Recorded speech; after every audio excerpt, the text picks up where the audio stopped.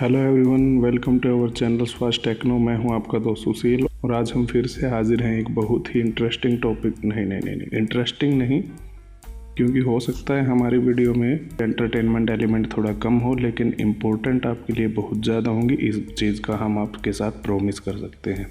चलो फिर से बोलते हैं, आज हम फिर से हाजिर हैं एक बहुत ही इम्पोर्टेंट टॉपिक को लेकर, जो कि है FDMS। जैसा स्क्रीन पर देख पा रहे हैं, बहुत जल्द FDMS इम्प्लीमेंट होने वाला है मिड डे मील स्कीम्स की पेमेंट के लिए। FDMS एक ऑनलाइन पोर्टल है जिसके थ्रू हम पेमेंट कर सकते। तो फ्यूचर में मिड डे मील की सभी पेमेंट्स FDMS के थ्रू ही होने वाली हैं। तो हम चाहते हैं कि जब तक FDMS इम्प्लीमेंट हो उससे पहले ही आप उसे सीख जाएं।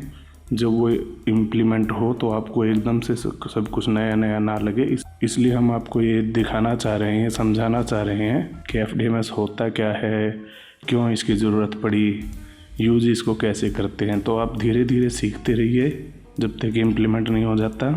चलिए हम शुरू करते हैं, लेकिन यार तब तक प्लीज़ चैनल को सब्सक्राइब कीजिए, वीडियो को लाइक कीजिए, क्योंकि बाद में आप वीडियो देख कर निकल जाते हैं, आप ना सब्सक्राइब करते हैं ना लाइक करते हैं। तो चलिए शुरू करते हैं FDMS।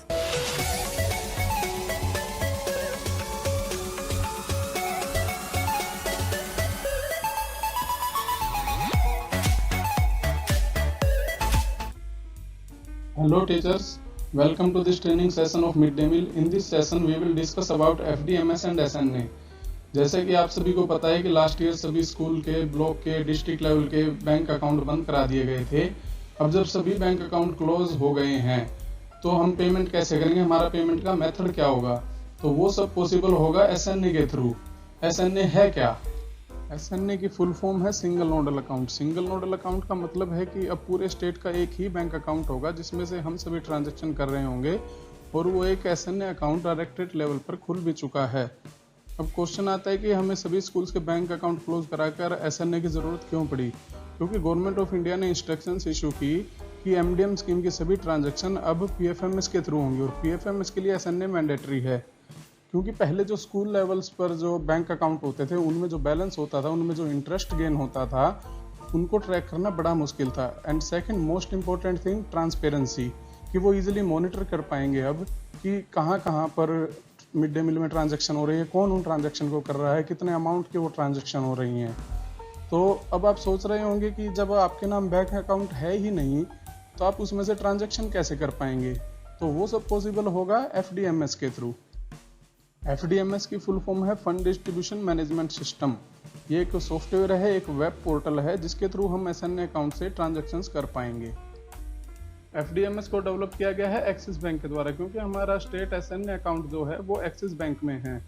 और FDMS is based on PFMS। Means हम जब भी FDMS पर काम कर रहे होंगे उस पर जो भी रिक्वेस्ट जनरेट करेंगे वो PFMS को ही सेंड होगी, क्योंकि एट लास्ट हमें काम तो करना है PFMS पर ही। तो हम जब भी FDMS पर काम कर रहे हैं हम वर्चुअली PFMS पर ही काम कर रहे हैं। तो आप सोच रहे होंगे कि जब हमें काम PFMS पर ही करना है तो हमें FDMS की हेल्प क्यों लेनी पड़ रही है, क्यों हमने FDMS को अडॉप्ट किया? उसके कुछ रीजन है। फर्स्ट तो ये कि PFMS का जो इंटरफेस है वो थोड़ा सा मुश्किल है समझना, क्योंकि उस पर बहुत सारे ऑप्शंस हैं जो हमारे यूज के नहीं हैं, पर वो किसी ना किसी के यूज के तो हैं ही।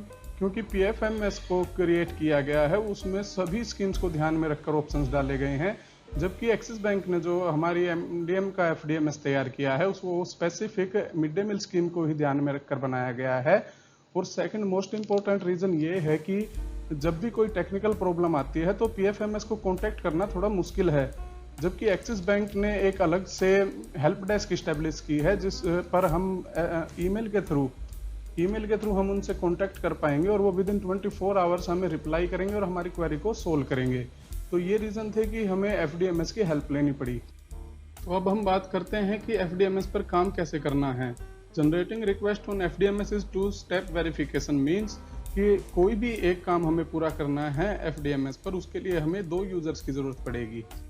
उन 2 यूजर्स में से फर्स्ट विल बी मेकर, जो कोई भी रिक्वेस्ट क्रिएट करेंगे, and second will be checker, जो मेकर की क्रिएट की हुई रिक्वेस्ट को अप्रूव करेंगे। अब जिन टीचर्स ने ई सैलरी को यूज किया है, समझा है, वो इजीली कनेक्ट कर पाएंगे कि जैसे हम ई सैलरी पर पेमेंट करते हैं तो उसमें हम किसी का यूसीपी कोड जनरेट करते हैं, उसको चेकर से अप्रूव कराते हैं, फिर बिल बनाते हैं मेकर की आईडी से और चेकर की आईडी से उसको सेंड टू ट्रेजरी करते हैं। उसी तरह से यहाँ पर भी करना पड़ेगा। हाँ, दोनों में मेन डिफरेंस ये है कि जैसे हम ई सैलरी पर काम करते हैं तो हमें वहाँ पर ट्रेजरी में बिल सबमिट कराने पड़ते हैं, ईपीएस लेकर बैंक में सबमिट करानी पड़ती है। तो यहाँ पर हमें ना ही, जब हम एफडीएमएस पर काम करेंगे तो ना ही हमें बैंक जाने की ज़रूरत पड़ेगी और ना ही हमें ट्रेजरी जाने की ज़रूरत पड़ेगी।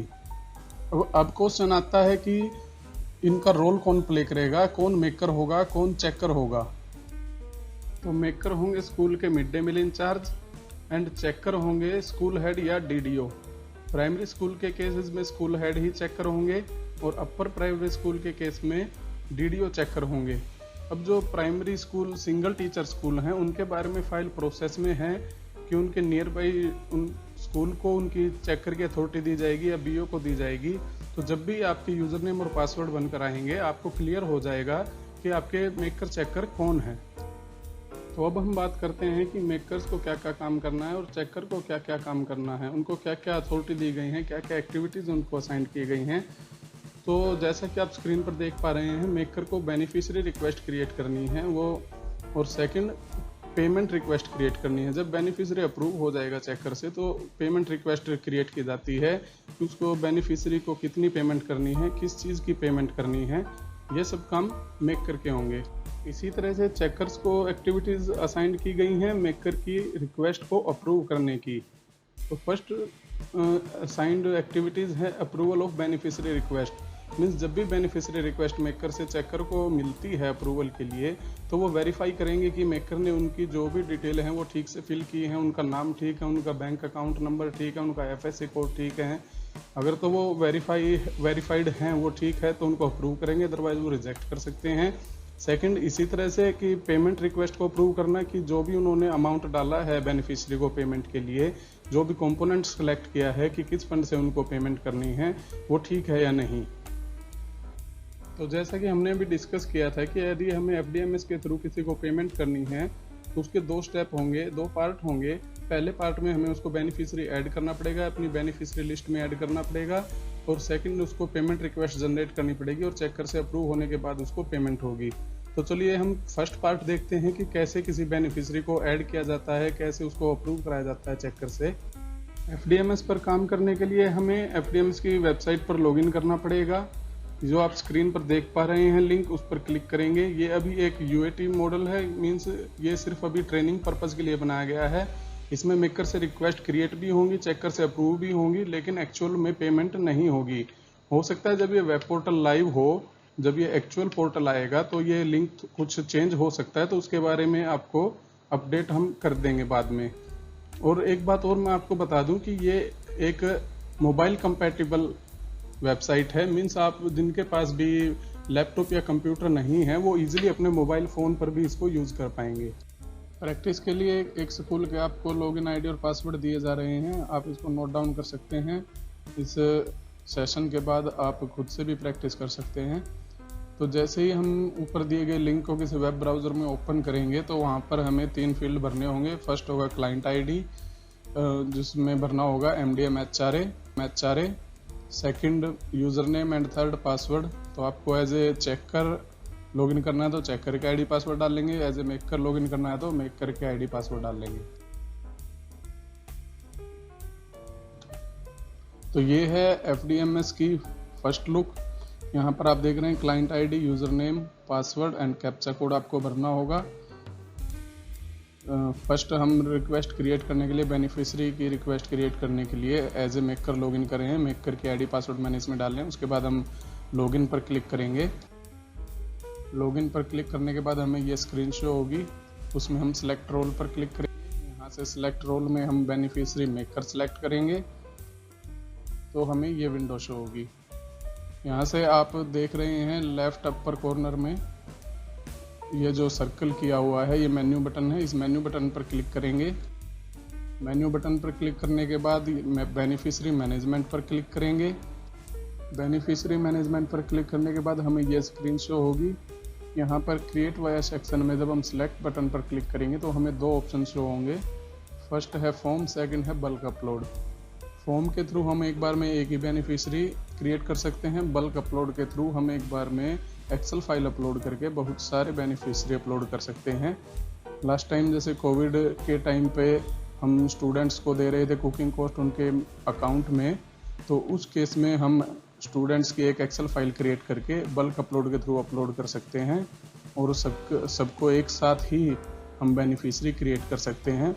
फिलहाल प्रैक्टिस के लिए सिर्फ फॉर्म ऑप्शन को ही एक्टिवेट किया गया है, इसलिए हम फॉर्म पर क्लिक करेंगे। फॉर्म सेलेक्ट करने के बाद हमें ये फॉर्म शो होगा। यहाँ पर हमें जो मैंडेटरी फील्ड्स हैं वो भरनी ज़रूरी हैं। जिस भी फील्ड के आगे स्टार लगा हुआ है वो मैंडेटरी है, अगर उसको नहीं भरेंगे तो फॉर्म सबमिट नहीं होगा। सबसे पहले है स्कीम नेम, यहाँ पर MDM हरियाणा हम सेलेक्ट करेंगे। कंपोनेंट में आपके पास ऑप्शन आएंगे cooking cost, कुक्स uniform, cook salary, तो जिस भी तरह की हम उनको पेमेंट करते हैं वो यहाँ पर सिलेक्ट करना पड़ेगा। बेनिफिशियरी टाइप में हमें दो ऑप्शन मिलेंगे, इंडिविजुअल एंड वेंडर। इंडिविजुअल हम सेलेक्ट करेंगे कुक के केस में, वेंडर हम सेलेक्ट करेंगे जब अगर हम किसी शॉपकीपर को पेमेंट कर रहे हैं तो यहाँ पर हम वेंडर सेलेक्ट करेंगे। बेनिफिशियरी नेम में हम आते हैं तो यहाँ पर मैं कोई भी एक कुछ भी अपना नाम ले रहा हूँ। XYZ मैंने यहाँ पर नाम लिया है सिर्फ प्रैक्टिस के लिए, सिर्फ समझाने के लिए। तो यहाँ पर हम XYZ सेलेक्ट करेंगे बेनिफिशियरी नेम में। थोड़ा नीचे की तरफ हमें बेनिफिशियरी की एड्रेस डिटेल भरनी होंगी। यहाँ पर स्टेट कोड हम 6 लेंगे क्योंकि हरियाणा का LGD कोड 6 है। डिस्ट्रिक्ट कोड 64 लेंगे क्योंकि झज्जर का जो LGD कोड है वो 64 है। और यदि आप किसी और डिस्ट्रिक्ट से हैं तो ये फॉर्म सबमिट करने के बाद मैं आपको दिखा दूंगा कि डिस्ट्रिक्ट वाइज सबके अलग अलग कोड LGD कोड क्या हैं। उसके बाद हम ये सारी मैंडेटरी फील्ड भरेंगे, बैंक अकाउंट नंबर भरेंगे। यहाँ पे मैंने ऐसे ही कोई भी 7777 बैंक अकाउंट नंबर लिया है। IFSC कोड जैसे ही हम डालेंगे उनका बैंक नेम ऑटो पॉपुलेट होगा, यहाँ पर अपने आप आ जाएगा बैंक का नाम। स्टेटस एक्टिव रखेंगे, उसके बाद हम सबमिट बटन पर क्लिक कर देंगे। जैसे ही सभी मैंडेटरी फील्ड भरने के बाद हम सबमिट बटन पर क्लिक करेंगे, हमें ये मैसेज शो होगा, your request number so and so is sent for approval. Sent for approval का मतलब है ये रिक्वेस्ट अप्रूवल के लिए गई है कहाँ, चेकर को। ये सभी डिस्ट्रिक्ट के LGD कोड्स हैं। झज्जर से अगर आप किसी और डिस्ट्रिक्ट के तो यहाँ से अपने डिस्ट्रिक्ट का LGD कोड नोट कर सकते हैं। रिक्वेस्ट अप्रूवल के लिए सेंड होने के बाद हम चेकर की ID से लॉगिन करेंगे। सिलेक्ट रोल पर क्लिक करने के बाद हम यहाँ से बेनिफिशियरी चेकर सेलेक्ट करेंगे। आपने एक चीज़ नोटिस की होगी, मेकर की ID से यहाँ पर ऑप्शन आ रहा था बेनिफिशियरी मेकर, और चेकर की ID से ऑप्शन आ रहा है बेनिफिशियरी चेकर। तो यहाँ से हम इजीली डिफरेंशिएट कर सकते हैं कि हमने एज ए मेकर लॉगिन किया है या एज ए चेकर लॉगिन किया है। अपर लेफ्ट कॉर्नर में मेन्यू बटन पर क्लिक करेंगे, उसके बाद हम बेनिफिशियरी मैनेजमेंट पर क्लिक करेंगे। इसके बाद हम व्यू सेक्शन में फॉर्म सेलेक्ट करेंगे। अगर मेकर ने बाय फॉर्म आपको रिक्वेस्ट सेंड की है तो फॉर्म पर क्लिक करने के बाद हमें ये रिक्वेस्ट जो सबमिटेड फॉर अप्रूवल है ये शो होंगी। अगर उन्होंने बल्क अपलोड किया तो यहाँ से चेकर को भी बल्क अपलोड सेलेक्ट करना पड़ेगा। उसके बाद उन्हें जो भी बल्क में रिक्वेस्ट आई होंगी वो सभी शो होंगी। तो अभी मेकर ने जो है फॉर्म से हमें रिक्वेस्ट भेजी थी, तो ये जो फर्स्ट रिक्वेस्ट है जो हमने बेनिफिशियरी ने XYZ लिया था, यहाँ पर हम देख रहे हैं तो वो शो हो रही है, स्टेटस आ रहा है सबमिटेड फॉर अप्रूवल। जैसे ही हम इसमें रिक्वेस्ट नंबर पर क्लिक करेंगे तो फॉर्म ओपन होगा, उसमें वही सभी डिटेल शो होंगी जो मेकर ने फॉर्म भरते हुए भरी थी। इसको हम वेरीफाई करेंगे, चेक करेंगे कि ये सभी डिटेल्स ठीक हैं। अगर सभी डिटेल सही हैं तो अप्रूव बटन पर क्लिक करेंगे। यदि कुछ गलत लग रहा है तो आप रिमार्क्स में वो गलती मेंशन करके रिजेक्ट भी कर सकते हैं। अभी के लिए हम अप्रूव पर क्लिक करेंगे। अप्रूव पर क्लिक करने के बाद ये मैसेज शो होगा, your request number so and so is approved. इसका मतलब है आपने उसकी रिक्वेस्ट को अप्रूव कर दिया है। रिक्वेस्ट अप्रूव करने के बाद अपर लेफ्ट कॉर्नर में आप दो टैब देख रहे होंगे, एक व्यू बेनिफिशियरी, एक अप्रूव बेनिफिशियरी। व्यू बेनिफिशियरी पर क्लिक करके जो आपने रिक्वेस्ट अप्रूव की थी उसका आप स्टेटस देख सकते हैं, क्योंकि जैसे ही ये आप अप्रूव करते हैं तो वो PFMS को रिक्वेस्ट सेंड की जाती है। यहाँ पर आप PFMS एक्नॉलेजमेंट देख रहे हैं, नो।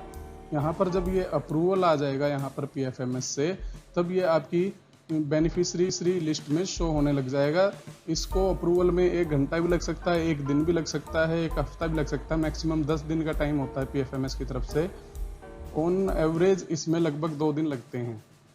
तो गाइस, जब तक हमने देखा कैसे FDMS में किसी वेंडर को, किसी दुकानदार को कि या जिसको भी हमने पेमेंट करनी है उसको कैसे रजिस्टर करते हैं।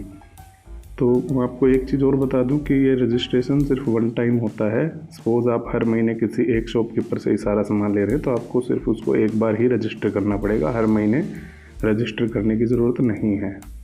अभी के लिए इतना ही, क्योंकि वीडियो बहुत बड़ा हो जाएगा। सेकंड पार्ट में हम देखेंगे कैसे उनको पेमेंट करते हैं, जिसको भी हमने वेंडर रजिस्टर किया है उसको पेमेंट करने का प्रोसेस क्या है। तो तब तक के लिए आप वीडियो को लाइक करके रखिए, चैनल को सब्सक्राइब करना ना भूलें ताकि हमारा सेकंड पार्ट डायरेक्ट आप तक पहुंच पाए। बेल आइकन को दबा कर रखें। अगर आज की वीडियो के बारे में कुछ भी पूछना है, कोई डाउट है तो कमेंट सेक्शन में लिखें, हम उसका रिप्लाई ज़रूर करेंगे। Thank you so much.